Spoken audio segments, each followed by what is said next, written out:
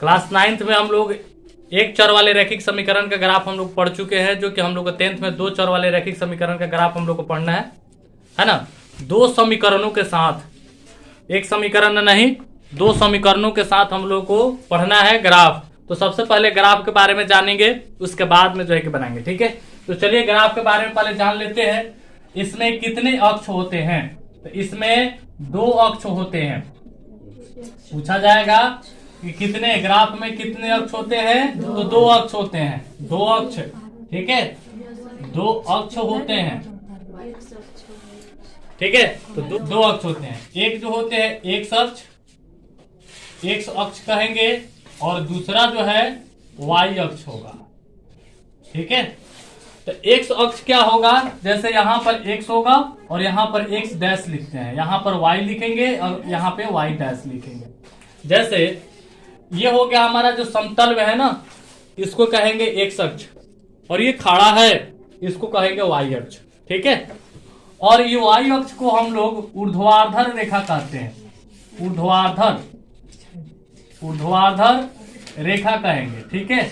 और इसको कहते हैं क्षैतिज रेखा, ठीक है, इसको क्षैतिज रेखा बोलते हैं, इसको ऊर्ध्वाधर रेखा, जिसको एक्स अक्ष को हम लोग ऊर्ध्वाधर बोल सकते हैं, ठीक है, ऊर्ध्वाधर, ठीक है। और इसको क्या कहेंगे? क्षैतिज।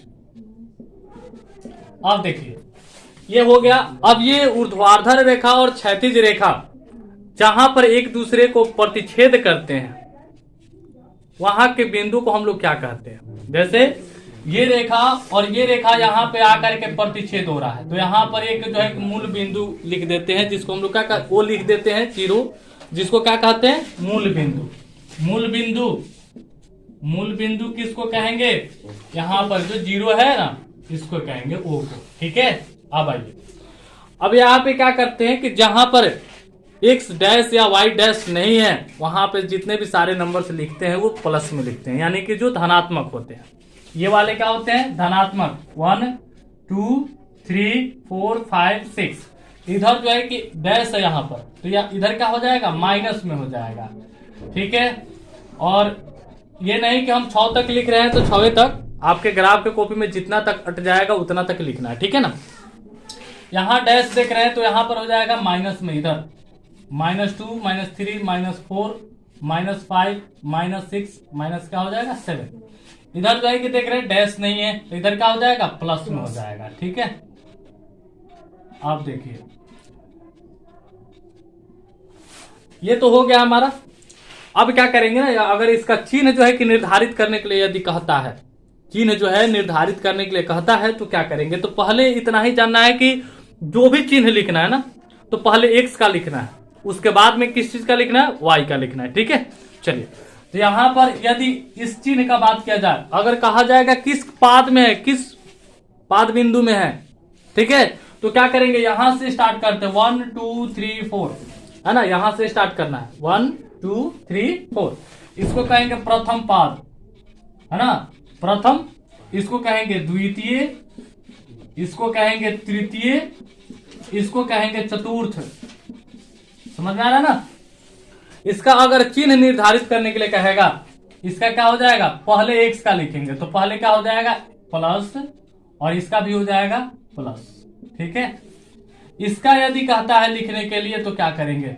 इसका पहले एक्स का प्लस है, तब क्या है? वाई का माइनस है, ठीक है। इसका कहेगा लिखने के लिए, तो पहले एक्स का माइनस होगा और इसका भी क्या होगा? माइनस होगा, दोनों माइनस। इसका क्या हो जाएगा? पहले एक्स का तो माइनस होगा और इसका क्या हो जाएगा? प्लस हो जाएगा। ये चिन्ह निर्धारित होता है, ठीक है। अब देखिए इसमें क्या होता है ना, दो समीकरण पर यदि रखते हैं तो कहीं ना कहीं जो है कि रेखाएं जो है कि प्रतिच्छेद करती हैं। कभी कभी क्या होता है कि समानांतर हो जाता है, कभी कभी क्या होता है कि प्रतिच्छेदी हो जाता है, प्रतिच्छेदी संपाती भी हो जाता है, ठीक है। ये 3 रेखाएं होती हैं। जैसे मान लेते हैं दो समीकरण, एक समीकरण मान लेते हैं, लिख दिए x + y = 4, ये समीकरण फर्स्ट हो गया। एक और समीकरण लिख देते हैं 4x + 2y बराबर हो गया 3, ये समीकरण मान लेते हैं 3 लिख दिए। तो ये दोनों समीकरण को जब हम लोग इस पे रखेंगे ना, तो क्या होता है? रेखाएं जो है कि अलग अलग बनती हैं। तो कैसे कैसे रेखाएं बनेंगी? देखिए सबसे पहले ऐसे मान लेते हैं कि एक समीकरण से एक रेखा और दूसरी समीकरण से दूसरी रेखा, ठीक है। तो कभी कभी ऐसे भी हो जाएगा, तो इसको क्या कहेंगे, प्रतिच्छेदी कहेंगे। क्या कहेंगे, प्रतिच्छेदी, ठीक है। और यहां पर कभी कभी ये होता है कि दो समीकरण को रखने पर कभी कभी एक समीकरण का ऐसे रेखा बन जाता है, फिर दूसरी समीकरण का ऐसे रेखा बन जाता है, तो इसको हम लोग कहते हैं समांतर। क्या कहते हैं, समांतर। और कभी कभी क्या होता है कि दोनों समीकरण का एक ही बिंदु पर आकर के मिल जाती है, तो इसको कहते हैं संपाती। जैसे एक रेखा एक समीकरण का हो गया, दूसरी समीकरण का भी इसी रेखा पर आकर के मिल जाना, यही क्या कहलाएगा, संपाती कहलाएगा, ठीक है। यानी कि दोनों समीकरण का एक ही रेखा पर आ जाना, यानी कि व्यवस्थित हो जाना, इसी को कहते हैं संपाती, ठीक है। तो तीन तरह का इसमें हम लोग को जो है कि समीकरण से प्रतिच्छेद या समांतर या संपाती देखने को मिलता है। तो चलिए एक उदाहरण देकर के आप लोग को बता देते हैं कि कैसे प्रतिच्छेदी होगा, कैसे समांतर होगा, कैसे संपाती होगा, ठीक है। इसको समीकरण को हम लोग को इस पे रखना है ना, इसके लिए बताने जा रहे हैं। तो सबसे पहले इस ग्राफ पे रखने के लिए इस समीकरण को पहले किसी एक का वैल्यू निकाल लेना पड़ता है। जैसे यहां पर फर्स्ट वाले समीकरण क्या है, x प्लस वाई बराबर कितना है, 4। तो किसी एक का वैल्यू निकाल लेंगे, या x का वैल्यू निकाल सकते हैं या y का वैल्यू निकाल सकते हैं, किसी एक का वैल्यू पहले निकालना है। तो मान लेते हैं x बराबर क्या हो जाएगा, 4 माइनस वाई, ठीक है। x बराबर क्या हो जाएगा, 4, और इधर बराबर के बाद में जाएगा तो क्या हो जाएगा, माइनस वाई।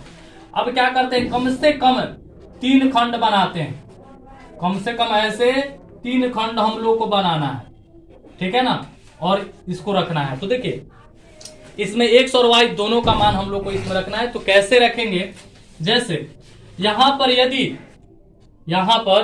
y का मान रहता है तो y में हम लोग अपना 1 2 3 4 0 रख सकते हैं, -1 2 -1 -2 -3 ऐसे रख सकते हैं। ऋणात्मक धनात्मक कुछ भी संख्या हम लोग रख सकते हैं, अपनी मर्जी की बात है, ठीक है। तो चलिए यहां पर y रहेगा तो y में हम लोग अपना से मानेंगे, x का वैल्यू निकाल करके लिखेंगे। लेकिन जब यहाँ पर x रहेगा तो x का मान जो है कि हम लोग को अपना से मानना है, ठीक है ना। चलिए यहाँ पर फिलहाल मेरे पास y है, तो y का मान लेते हैं 0 रख देते हैं। y का मान क्या रख दिए, 0। तो x का मान क्या होगा, जैसे देख लीजिए, अगर 4 का 4 हो गया माइनस, y की जगह पे क्या रख दिए, 0। तो 4 में से 0 घटाएंगे तो 4 ही होगा, तो क्या हो जाएगा, 4। अगर मान लेते हैं कि 1 रख देते हैं, y के जगह पे क्या कर लेते हैं, 1 रख देंगे, तो x का मान क्या होगा, तो वही y के जगह पे 1 रखना, ठीक है। जैसे यहाँ पे 4 माइनस y के जगह पे 1 रखे हैं, तो 4 में से 1 घटाएंगे तो कितना हो जाएगा, 3। तो ये हो जाएगा 3। अगर मान लेते हैं y के जगह पे 2 रख लेते हैं, y का मान कितना रख लेते हैं, 2, तो क्या होगा, कितना हो जाएगा, 2 हो जाएगा। जैसे कि 4 का 4 हो गया माइनस, y के जगह पे क्या रखे हैं, 2, तो 4 में से 2 घटाएंगे कितना हो जाएगा, 2। तो चलिए इस समीकरण का तो यहाँ पर हम लोग बना लिए, दूसरी समीकरण का भी हम लोग को इसी तरह से खंड में व्यवस्थित पहले कर लेना है, उसके बाद में तब इसमें बैठाना है, ठीक है। तो चलिए 2 समीकरण का यहाँ पर हम लोग सोल्व कर लेते हैं। कितना है, 4x प्लस 2y बराबर कितना है, 3। तो इसमें भी किसी एक का वैल्यू पहले हम लोग निकाल लेना है हम लोग को, ठीक है। तो यहाँ पर अगर सबसे दोनों में देखेंगे, x वाला में और y वाला में देखेंगे, जो छोटा होगा ना, छोटा को यदि पहले कर लेते हैं तो बेहतर रहता है, यानी कि सोल्व करने में हम लोग को कठिनाई नहीं होता है। बाकी जो है कि छोटा हो चाहे बड़ा हो, किसी चीज का वैल्यू निकाल सकते, कोई दिक्कत नहीं है, ठीक है। तो यहाँ पर चलिए अगर मान लेते हैं 2y बराबर क्या हो जाएगा, 3 माइनस 4x। अगर 2y हम ले लिए हैं तो 2y का मान कितना हो जाएगा, 3 माइनस 4x, ठीक है। तो y बराबर क्या हो जाएगा, y बराबर हो जाएगा 3 माइनस 4x बाटा क्या हो जाएगा, 2, क्योंकि इसका गुणज है, ठीक है। तो गुणज जो है कि बराबर के बाद में भेजेंगे तो क्या हो जाएगा, भट्टा में हो जाएगा, ठीक है। तो अब इसके लिए भी कम से कम कितना बनाना है हम लोग को, 3 बनाना है, ठीक है। इसके लिए भी चलिए यहाँ पर x डाल देते हैं, यहाँ पर y डाल देते हैं, जो कि इसमें बताए थे कि यहाँ पर y था तो y में हम लोग अपना 1 2 3 4 माने हैं, लेकिन यहाँ पर x मेरे पास है तो x में हम लोग अपना 1 2 3 4 मानेंगे, ठीक है ना। 0 भी मान सकते हैं, कोई दिक्कत नहीं है, ऋणात्मक संख्या भी मान सकते हैं, उसके लिए भी कोई दिक्कत नहीं है ना। चलिए तो मान लेते हैं कि यहाँ पर यदि 0 कर देते हैं, चलिए x का मान यदि 0 कर देते हैं तो y का मान क्या होगा, ठीक है। तो देखिए यहाँ इसी को सोल्व कर लेना है। 3 माइनस 4 x है, तो x की जगह पे क्या रखे हैं 0, तो गुना क्या हो जाएगा 0, पाई कितना हो जाएगा 2, तो ये हो जाएगा 3, 4 में 0 से गुना करेंगे तो क्या हो जाएगा 0 हो जाएगा, बटा कितना हो जाएगा 2। तो अब क्या होगा 3 में से 0 घटाएंगे 3, अब बाई 2, तो कितना हो जाएगा घटाएंगे तो 1.5, ठीक है, तो 1.5 लिख दिए, ठीक है, कोई दिक्कत नहीं है। अब इसके बाद फिर दूसरा में चलते हैं रखने की, अगर मान लेते हैं वहां पर क्या रखें, यहां पर यदि मान लेते हैं 1 रख देते हैं तो क्या होगा, x का मान अब क्या रख दिए 1 रख दिए, कहने का मतलब यहाँ पर 3 का 3 माइनस 4 गुने x की जगह पे क्या रख दिए हम 1 रख दिए, बाई क्या हो जाएगा 2, तो 3 का 3 हो गया, 4 में जो है कि 1 से गुना करेंगे तो 4 होगा, बाई कितना होगा 2, तो 3 में से 4 घटाएंगे कितना होगा -1 होगा, तो -1/2 करेंगे तो कितना हो जाएगा -0.5 होगा, -0.5, ठीक है, -0.5 लिख देते हैं। अब चलिए लास्ट हम लोग को रखना है, तो मान लीजिए यहाँ पे यदि 2 रख देते हैं, यहाँ पर क्या रख देते हैं 2 रख देते हैं, और ऐसे नंबर करना है, ऐसे नंबर को रखना है कि सोल्व करने पर भी हम लोग को कम से कम 10 के अंतर्गत आ जाना चाहिए, ठीक है, कितना तक आ जाना चाहिए 10 तक, इसलिए क्योंकि ग्राफ में जो है कि नंबर हम लोग देख रहे हैं जो लिखते हैं ना, तो जो है कि कभी कभी क्या होता है कि बड़ा जो ग्राफ होता है तो उसमें बड़ा नंबर जो है कि 20 तक भी हट जाएगा, लेकिन छोटा ग्राफ का पेपर आता है उसमें 10 तक ही हटता है, इसीलिए जो है कि 10 से ज्यादा इसमें नंबर नहीं आना चाहिए, ठीक है ना, ऐसे करना है।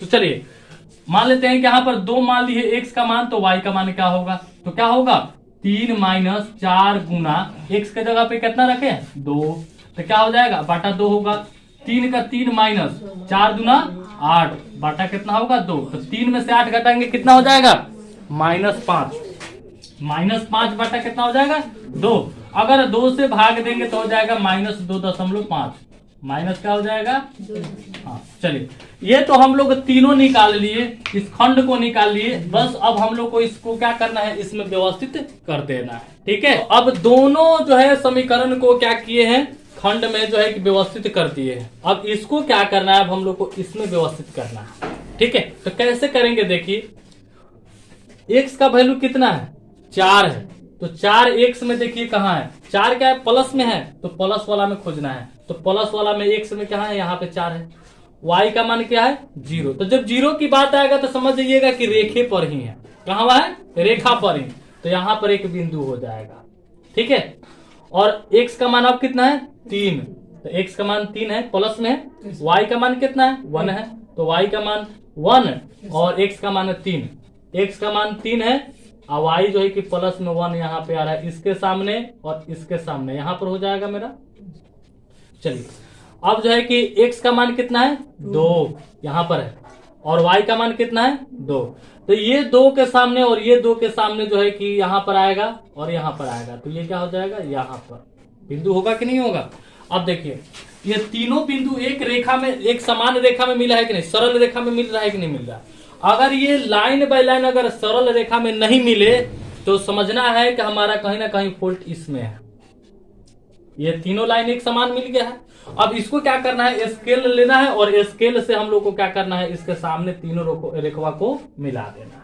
मिला दिए, चलिए, और ये मिलाने के बाद तीनों बिंदु एक ही रेखा में आना चाहिए, ऐसे होना चाहिए, ठीक है। अगर तीनों रेखा एक ही मतलब तीनों बिंदु एक ही रेखा में नहीं आ रहा है तो हमारा कहाँ गलत होगा, इसमें गलत होगा, ठीक है। तो इसको जो है कि फिर से चेक करना है, तीनों बिंदु एक ही रेखा में आ गया, तो अब जो है कि किस समीकरण से ये रेखा को खींचा गया है, तो ये समीकरण का नाम लिख देंगे, क्या नाम है x प्लस वाई बराबर क्या हो जाएगा 4, इस रेखा का नाम लिख दिए। अब देखिए अब दूसरी समीकरण से अब इसमें बैठाना है, ठीक है। तो दूसरी समीकरण में आएंगे, x का वैल्यू कितना है, x का वैल्यू 0, तो समझ जाइए कहीं ना कहीं रेखा पर है, तो चलिए यहीं पर हम मान लेते हैं। और y का मान क्या है 1.5 जो कि प्लस में है, तो 1.5 और 2 के बीच में होगा, 1 और 2 के बीच में होगा 1.5, तो यहाँ पर टिक लगा दिए। चलिए x का मान अब क्या है 1 है, प्लस में 1 है, तो x का मान +1 यहाँ पे है, y का मान क्या है -0.5 है, माइनस में आएगा तो इधर आएगा और प्लस में रहेगा y का मान तो इधर आएगा, ठीक है। और x का मान प्लस में रहेगा तो इधर जाना है और माइनस में रहेगा तो इधर जाना है। तो x का मान प्लस में 1 है तो प्लस में 1 यहाँ पे है, और y में जो है कि कितना है माइनस 0.5। तो 0.5 कहने का मतलब होगा कि 0 और 5 के बीच। तो क्या हो गया 1 और ये 0 यहाँ पे मान सकते हैं, इसको मानेंगे ना। चलिए अब x का मान क्या है +2 यहाँ पर, और y का मान क्या है -2.5, यानी -2.5 है तो 2 और 3 के बीच में है, तो 2 और 3 यहाँ पर है, ठीक है, और 2 के सामने यहाँ, इसके सामने और ये इसके सामने यहाँ पर आ गया, आया कि नहीं आया। तो अब देखिए तीनों जो है कि बिंदु एक रेखा में मिल रहा है कि नहीं मिल रहा है। तो यहाँ पर भी क्या करेंगे स्केल की सहायता से इसको भी हम लोग ऐसे तीनों बिंदु को एक साथ मिला देंगे, ठीक है। तो ये जो है कि मिला, तो अब क्या करेंगे इस रेखा का भी जो है कि नाम लिख देंगे, जैसे कि ये समीकरण कितना था 4x प्लस कितना था 2y बराबर कितना था 3, लिख दिए। अब ये कौन से क्या बना, प्रतिच्छेदी बना कि समांतर बना कि संपाती बना, तो प्रतिच्छेदी बना। क्या बना प्रतिच्छेदी। तो यहाँ पर हम लोग लिख सकते हैं कि प्रतिच्छेदी। और एक चीज ध्यान में रखना है, जब प्रतिच्छेदी आए तो x का मान और y का मान हम लोग लिखते हैं। जब प्रतिच्छेदी आए तो x का मान और y का मान हम लोग लिखते हैं, जो समांतर और संपाती आने पर नहीं लिखते हैं, ठीक है, ओनली प्रतिच्छेदी में ही लिखते हैं, ठीक है ना। तो x का मान जो है कि मेरे पास क्या होगा, अब जैसे कि कैसे लिखा आएगा, तो ये रेखा और ये रेखा कहीं ना कहीं जाकर के मिल रही है, यहाँ पर प्रतिच्छेद हो रही है ना, ध्यान से देखना है, यहाँ पर प्रतिच्छेद हो रही है ना। तो कहने का मतलब है x में किसके सामने प्रतिच्छेद हो रही है और y में किसके सामने, ठीक है। तो एक y में देखेंगे कि किसके सामने, हो सकता है कि 4 और 5 के बीच में है, तो कितना हो जाएगा 4.5, y में है तो 4 क्या हो जाएगा 5। और x में किसके सामने, तो x वाला ये नहीं है, देखिए ये किसके सामने आ रहा है, तो 1 के सामने। तो x में क्या हो जाएगा 1 मान हो जाएगा, और y में क्या हो जाएगा 4.5 हो जाएगा, जो कि 1 होगा ना तो माइनस में 1 होगा, इसलिए क्योंकि माइनस वाला के सामने है। समझ में आ रहा है ना। तो ये x और y हम लोग लिखते हैं। चलिए यही पूरा जो है कि ग्राफ का प्रारूप है, और इसी तरह से हम लोग ग्राफ को बनाते हैं।